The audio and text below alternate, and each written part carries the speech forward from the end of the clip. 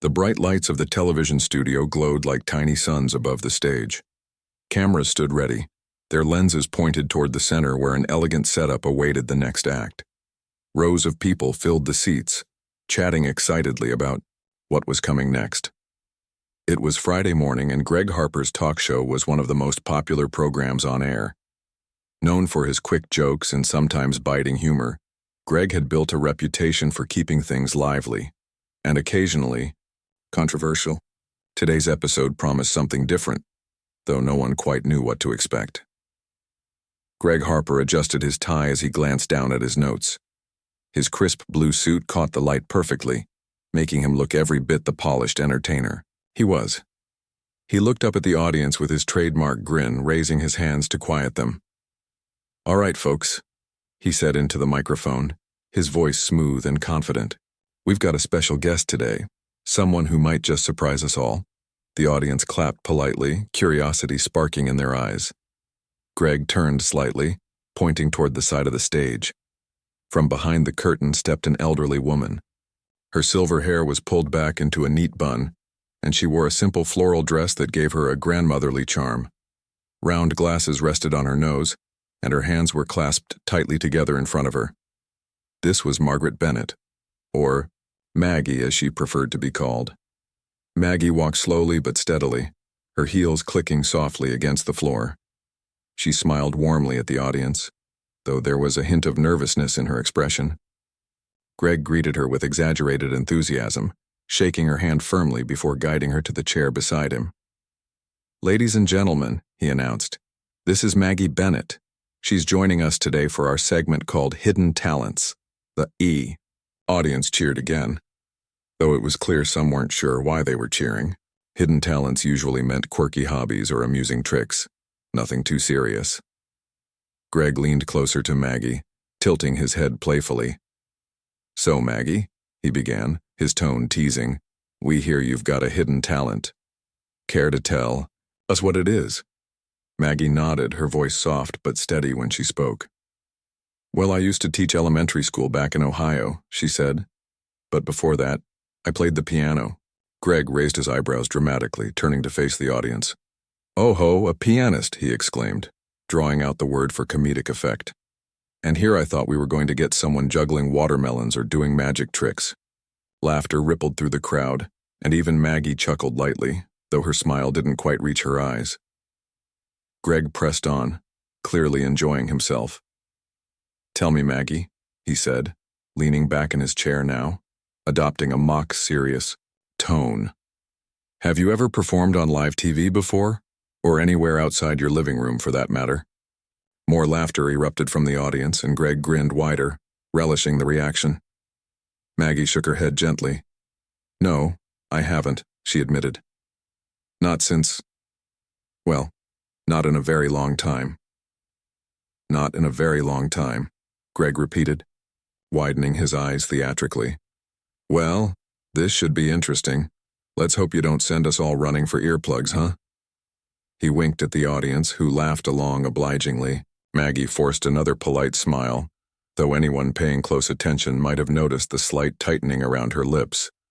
A stagehand wheeled out a grand piano, its glossy black surface gleaming under the studio lights. The sight of it seemed to shift the mood slightly. Where before there had been light-hearted amusement, now there was a flicker of intrigue. Pianos weren't exactly common props on morning talk shows, after all.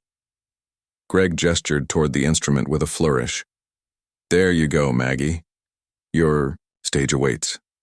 Maggie rose from her chair, moving carefully toward the piano. As she settled onto the bench, adjusting her posture, Greg couldn't resist one last jab. "All right, folks," he said, grinning broadly at the cameras. "Let's see if Maggie can turn these keys into gold, or at least keep us awake during commercial breaks." The audience laughed once more, though a few people shifted uncomfortably in their seats.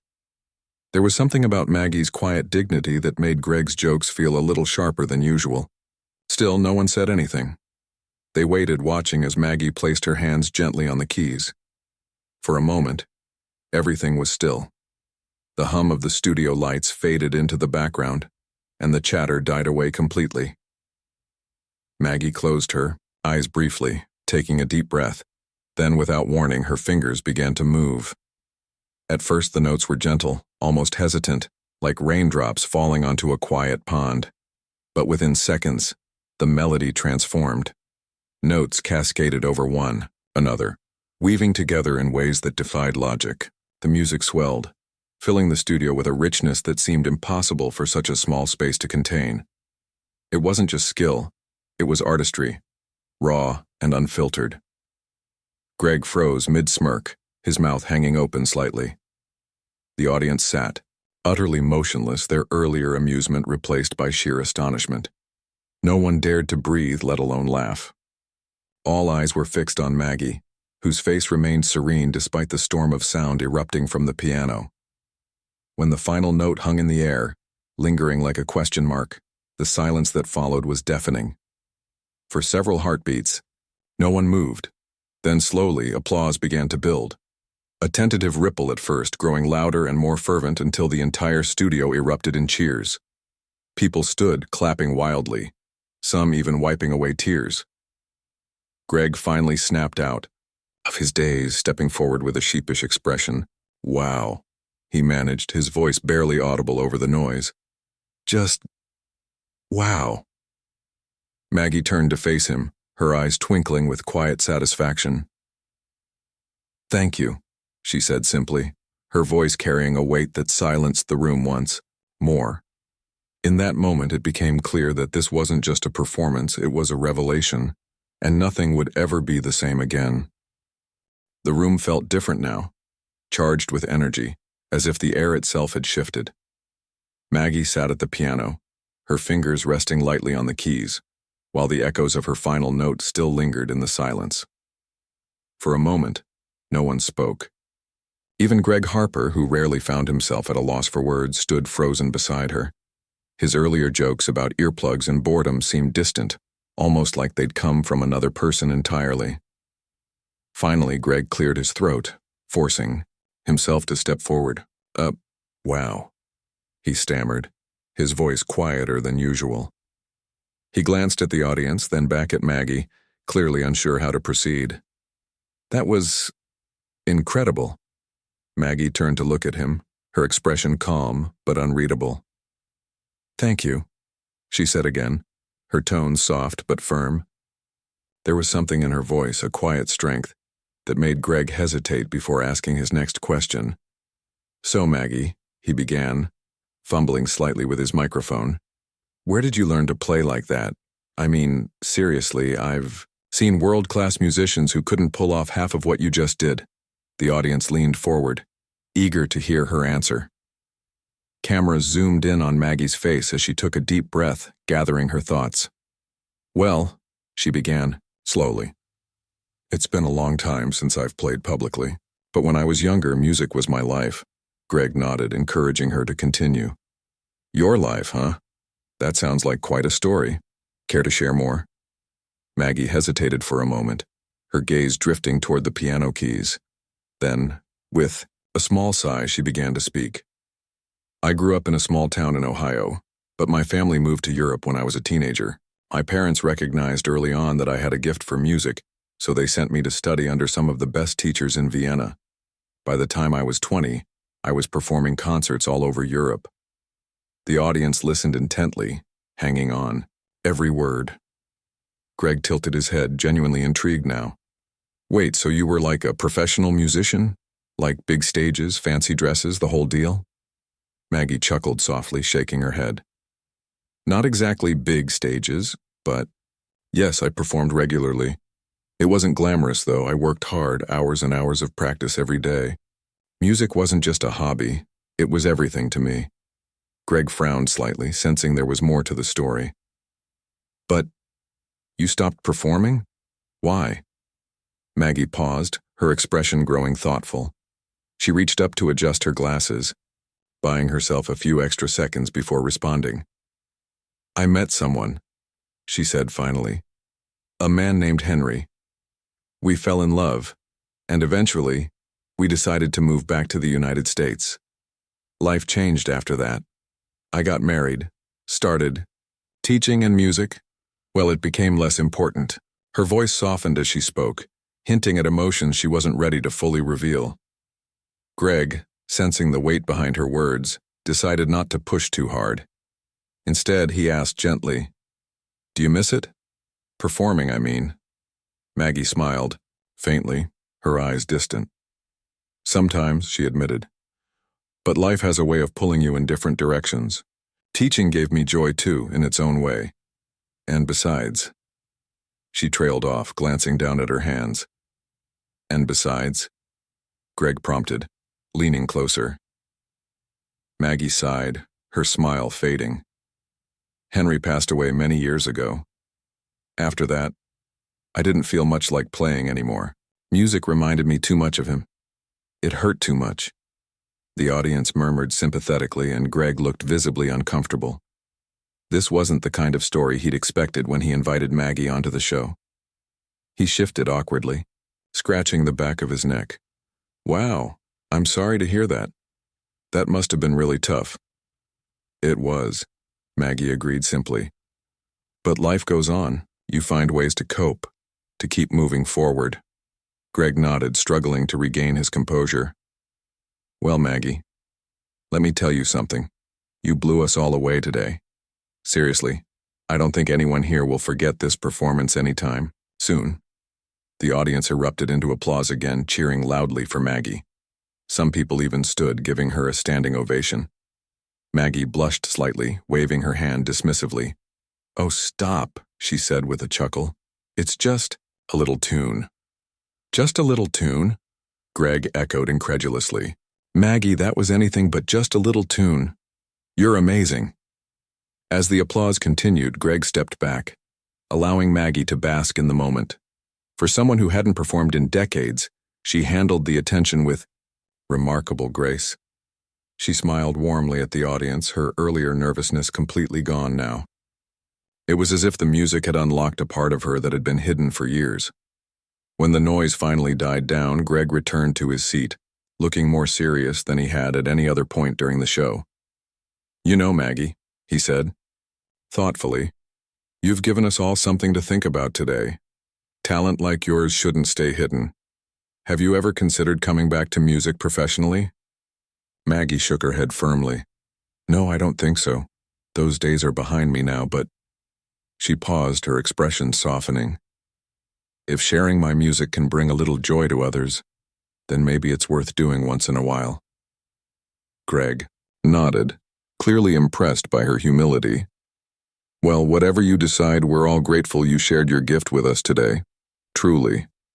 The segment ended shortly afterward, but the impact of Maggie's performance lingered long after the cameras stopped rolling. Backstage, crew members whispered excitedly about what they'd witnessed, while social media feeds lit up with clips of her playing. Within hours, Maggie Plays Piano was trending worldwide, with millions of people praising her talent and resilience. For Maggie, however, the day wasn't about fame or recognition. As she walked off stage, surrounded by well-wishers and fans, she felt a sense of peace she hadn't known in years. Playing the piano again had awakened something inside her, something she hadn't realized she'd missed until now. And though she didn't know what the future held, one thing was certain: music would always be a part of her life. Backstage, the energy was electric. Crew members moved quickly, their voices overlapping as they discussed what had just happened on stage. Maggie stood near the edge of the room, sipping a glass of water someone had handed her moments earlier. Despite the chaos around her, she felt remarkably calm. It was strange. She hadn't expected to feel this way after such an overwhelming experience. Greg Harper paced nearby, holding his phone to his ear. His usual confident demeanor was replaced by something closer to panic. Yeah, I know," he muttered into the receiver, running a hand through his perfectly styled hair. "Look, I'll handle it, just give me some time." He hung up and sighed heavily, glancing over at Maggie. For once, his trademark smirk was nowhere to be seen. Maggie noticed him staring and offered a small smile. "Everything all right?" she asked politely, though she already suspected the answer. Greg hesitated before walking over to her. "Honestly? Not really," he admitted, rubbing the back of his neck. "My producer just called." People are posting clips of your performance online and, well, let's just say my jokes from earlier aren't going over too well. Maggie raised an eyebrow, feigning surprise. Oh dear, that must be tough for you. Greg winced, clearly embarrassed. Yeah, it's not great. To be honest, I deserve it. I shouldn't have made those comments about your playing before you even started. It was disrespectful, and I'm sorry. For a moment, Maggie didn't respond. She studied him carefully, noting the genuine regret in his eyes. Finally, she nodded. Apology accepted, she said simply. But remember, Greg, words matter. They can hurt, or they can inspire. It's up to us to choose wisely. Greg swallowed hard, nodding fervently. You're absolutely right. And believe me, I've learned my lesson today. Thank you for calling me out, and for reminding me why I got into this business in the first place. Before Maggie could reply, a young woman approached them. She introduced herself as Sarah, one of the show's producers. Ms. Bennett, she began, her voice tinged with excitement. We've been flooded with messages since your performance aired. People are calling you incredible, inspiring. They want to hear more from you. Would you consider doing another interview? Or maybe even performing again? Maggie blinked, taken aback by the sudden attention. I don't know, she stammered, glancing down at her hands. This wasn't supposed to be anything big, just a little tune on live TV. Sarah smiled warmly. Well, it turned out to be so much more than that. You touched people, Ms. Bennett. Really deeply touched them. Isn't that worth exploring? Further, Maggie thought for a moment, weighing her options. On one hand, she'd always preferred a quiet life away from the spotlight. On the other hand, there was no denying the joy she'd felt while playing the piano earlier. Perhaps it was time to share her gift again, not for herself but for others. All right, she said finally, surprising even herself. If it means bringing happiness to people, then yes, I'll do it, but only under one condition. What's that? Sarah asked eagerly. That we focus on using this platform to help others, Maggie replied firmly. Music has given me so much throughout my life. If I can use it to make a difference, then I'd be honored. Sarah beamed, nodding enthusiastically. Absolutely. We'll make sure of it. Thank you, Ms. Bennett. You won't regret this. As Sarah hurried off to arrange details, Greg stepped forward once more. Maggie, I just want to say, watching you today reminded me of why I love music so much. It connects us in ways nothing else can. And honestly, I think the world needs more people like you. People who remind us of what truly matters. Maggie chuckled softly, patting him lightly on the arm. Don't sell yourself short, Greg.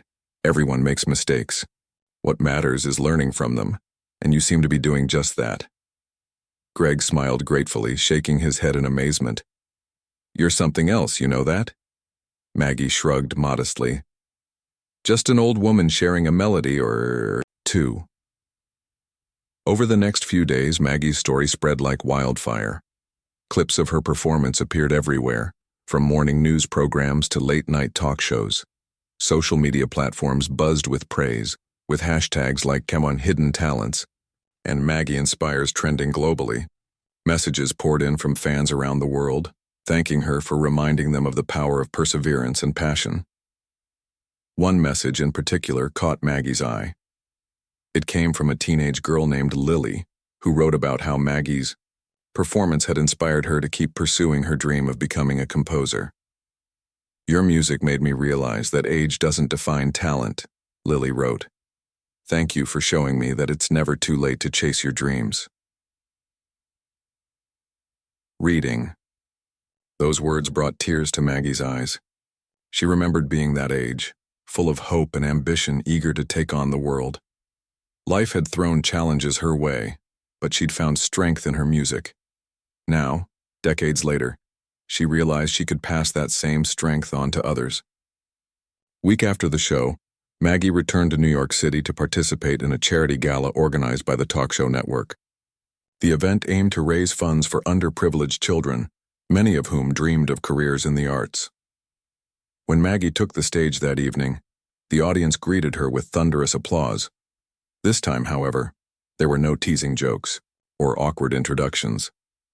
Instead, the host spoke reverently about Maggie's journey, calling her a beacon of inspiration.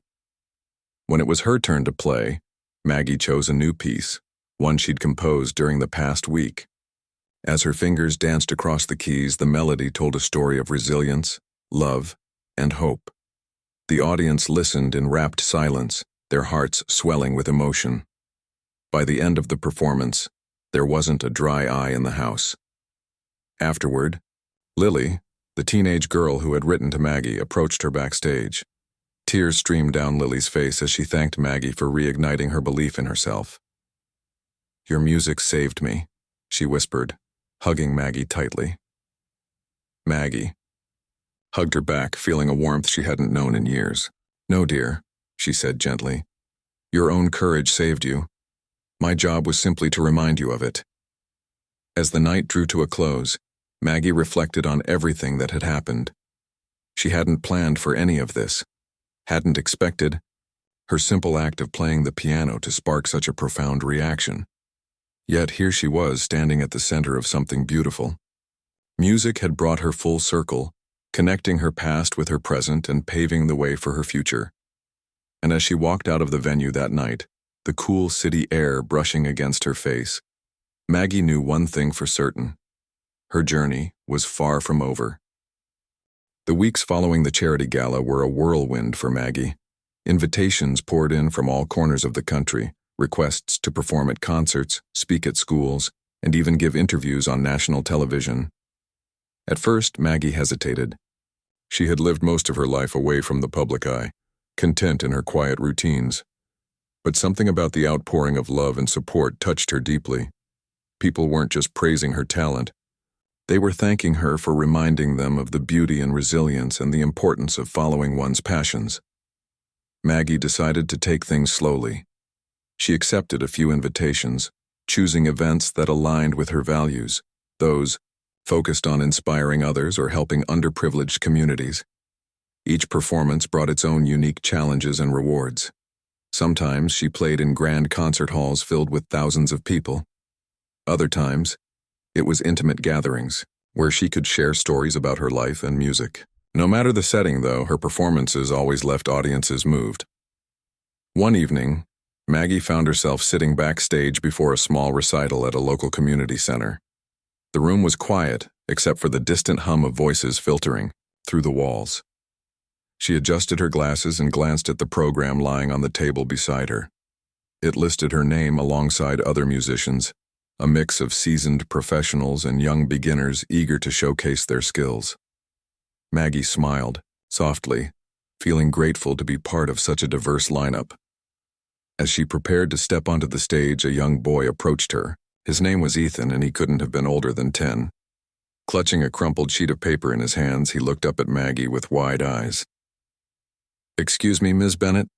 he asked shyly. "Yes, sweetheart," Maggie replied, kneeling, down to meet him at eye level. "I wrote this song," Ethan said, holding out the paper. "I was wondering, do you think you could play it tonight?" Maggie took the sheet of paper carefully, scanning the handwritten notes and lyrics. It wasn't perfect. The chords were simple and some of the rhythms didn't quite align, but it was heartfelt. "Of course I will," she said warmly, patting Ethan's shoulder. "Thank you for trusting me with your creation." Ethan beamed, his nervousness melting away. "Really? You mean it?" "Absolutely," Maggie assured him.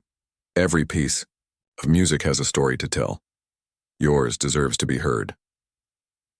When it was Maggie's turn to perform, she introduced Ethan's composition to the audience. "This next piece comes not from me, but from a very talented young man named Ethan," she explained, gesturing toward him as he stood bashfully near the edge of the stage. "He reminds us that creativity knows no age limits, and that everyone has a voice worth sharing." As Maggie played, the melody came alive under her fingers. Though the song was simple, it carried a sweetness that resonated with everyone in the room. When she finished, the audience erupted into applause, not just for Maggie, but for Ethan too. He blushed furiously as people cheered, clearly overwhelmed by the attention. Afterward, several parents approached him, encouraging their own children to try composing music like Ethan had. Moments like these became common for Maggie. Wherever she went, she inspired people, young and old alike, to embrace their talents and pursue their dreams. Teachers reported increased interest in music programs at schools. Parents shared stories of reluctant kids finally practicing instruments after seeing Maggie's performances. Even adults who had long abandoned hobbies picked them back up, motivated by her example. Despite the positive impact she was making, Maggie remained humble. She often reminded people that she wasn't special, just someone who had chosen to keep going despite life's hardships. During one interview, a journalist asked her how she managed to stay so grounded despite her sudden fame. Maggie laughed, softly shaking her head. "Fame is fleeting," she said. "What matters is what you do with the time you're given. For me, that means sharing my love of music and encouraging others to find joy in their own lives." Her words struck a chord with listeners. Clips of the interview went viral, further cementing Maggie's status as a symbol of hope and perseverance. Yet through it all, she continued living her life much as she always had, spending her days gardening, reading, and occasionally teaching piano lessons to neighborhood children. One day, while Maggie was working in her garden, a familiar face appeared at her front gate. It was Greg Harper, the talk show host whose jokes had once made her feel uneasy. He looked different now, less polished, more genuine. Hesitantly, he called out, "Ms. Bennett? Do you have a moment?" Maggie wiped her hands on her apron and walked over to greet him. "Greg, what brings you here?" "I wanted to thank you," Greg said earnestly, shifting uncomfortably. "Your story changed me, or at least it made me rethink some things. I've been trying to focus more on uplifting others instead of just chasing ratings. It's harder than I expected." Maggie nodded knowingly. "Change takes time," she said gently. "But the fact that you're trying, that's what counts." Greg smiled gratefully. "You know, I owe you an apology, not just for that day on the show, but for everything. You taught me that kindness matters more than cleverness." Maggie chuckled, waving off his praise. "We all make mistakes, Greg. The important thing is learning from them, and you seem to be doing just fine." They chatted for a while longer, discussing music, life, and the power of second chances. By the time Greg left, Maggie felt a renewed sense of purpose. She realized that her journey wasn't just about inspiring strangers, it was also about touching the lives of those closest to her. That night, as Maggie sat at her piano at home, she began composing a new piece. Unlike her previous works, which often reflected personal memories, this one celebrated connection, the bonds between people, the ripple effects of kindness, and the way one act of courage could inspire countless others. As her fingers danced across the keys, she felt a deep sense of fulfillment. Music had brought her full circle, connecting her past with her present and shaping her future. And though she knew there would still be challenges ahead, she faced them with confidence. After all, she had already proven that it was never too late to start anew. Months had passed since Maggie Bennett first stepped back into the spotlight, and her life had transformed in ways she never imagined. What began as a single performance on live television had blossomed into something far greater, a movement that inspired people across the globe to reconnect with their passions and embrace their creativity. Maggie's name became synonymous with resilience, kindness, and the belief that it was never too late to chase your dreams. One chilly autumn evening, Maggie prepared for what would be one of the most significant performances of her life, a sold-out concert at Carnegie Hall. It was an opportunity few musicians ever dreamed of, let alone someone who hadn't performed professionally in decades. Yet here she was, standing backstage as the murmurs of anticipation from the crowd filtered through the heavy curtains. Maggie took a deep breath, adjusting her glasses and smoothing the fabric of her floral dress. She glanced at the program, lying on a nearby table, which listed not only her name but also those of several young musicians she had mentored over the past months. They would join her on stage later, each playing pieces they had composed themselves. For Maggie, this wasn't just about showcasing her own talent.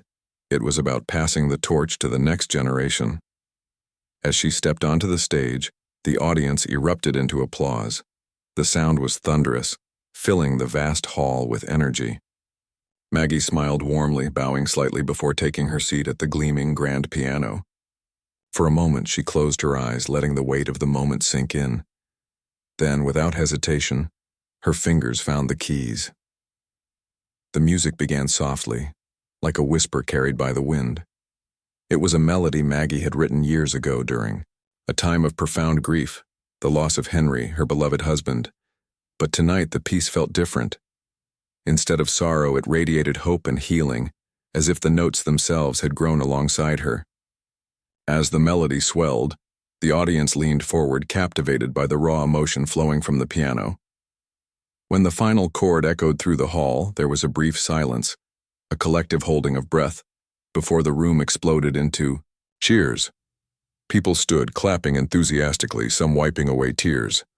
Maggie rose from the bench, bowing deeply to acknowledge the ovation. But instead of leaving the stage, she gestured for the young musicians to join her. One by one, the teenagers filed out, each carrying sheet music or clutching instruments tightly. Among them was Lily, the girl who had written to Maggie months earlier. Her hands trembled slightly as she approached the microphone, but when Maggie nodded encouragingly, her nerves melted away.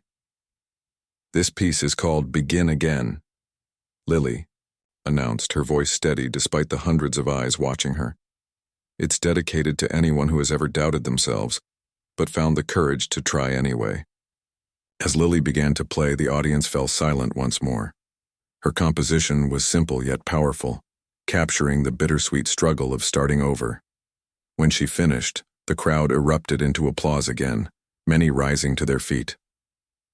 Other young musicians followed, each sharing their own stories and songs. By the end of the evening, the atmosphere was electric, not just with excitement, but with a sense of unity and possibility. After the concert, Maggie lingered backstage, greeting guests and thanking them for coming. Many attendees shared how her performance had touched their lives, recounting personal struggles and triumphs inspired by her example. One woman tearfully told Maggie how she had returned to painting after years of self-doubt. Another man explained how he had reconnected with his estranged daughter by learning to play guitar together. Lily approached Maggie last, holding a handwritten note in trembling hands. "I wanted to thank you properly," she said, her voice thick with emotion. "Your music saved me when I needed it most. And now, I think it's saving others too." Maggie accepted the note, her eyes misting as she read the heartfelt words, and sighed. "Lily, my dear," she said gently, pulling the girl into a hug. "You don't need to thank me. You've already given so much back. Your courage inspires me every day." As the night drew to a close, Maggie returned home, exhausted but fulfilled. She sat at her piano, bathed in the soft glow of a bedside lamp, and began composing a new piece. This one wasn't for concerts or audiences, it was for herself. Its melody wove together memories of Henry, echoes of her recent journey and hopes for the future. Each note carried a story, a lesson learned, and a dream realized. In the weeks that followed, Maggie continued living her quiet life, though she remained active in mentoring young musicians and performing occasionally for charitable causes. She understood now that her purpose wasn't to become a global sensation, it was to remind others of their own potential. Whether through music, art, or simple acts of kindness, everyone had the power to create ripples of change. On a crisp, winter morning, Maggie sat by the window sipping tea and watching snowflakes drift lazily to the ground. Beside her, a stack of letters lay untouched, messages from fans, students, and strangers whose lives she had unknowingly touched. She picked one up at random, smiling as she read the familiar refrain. "You showed me it's never too late." For Maggie, these words were more than praise. They were proof that her journey had meaning. Music had brought her joy, solace, and connection throughout her life. Now it allowed her to leave behind a legacy of inspiration, ensuring that her story would continue long after she was gone. As sunlight streamed through the window, casting golden patterns across the room, Maggie placed her teacup aside and walked to the piano. Her fingers hovered briefly above the keys before beginning to play. The melody was soft and unhurried, like a lullaby meant to soothe the soul. Outside, the world moved on, busy and chaotic as ever. But within the walls of her cozy home there was peace, a harmony born of love, loss, and renewal. And as Maggie played, she knew she had finally found her place in the world, not as a star, but as a guide. Someone who reminded others that even in the darkest moments, beauty could still be found and shared.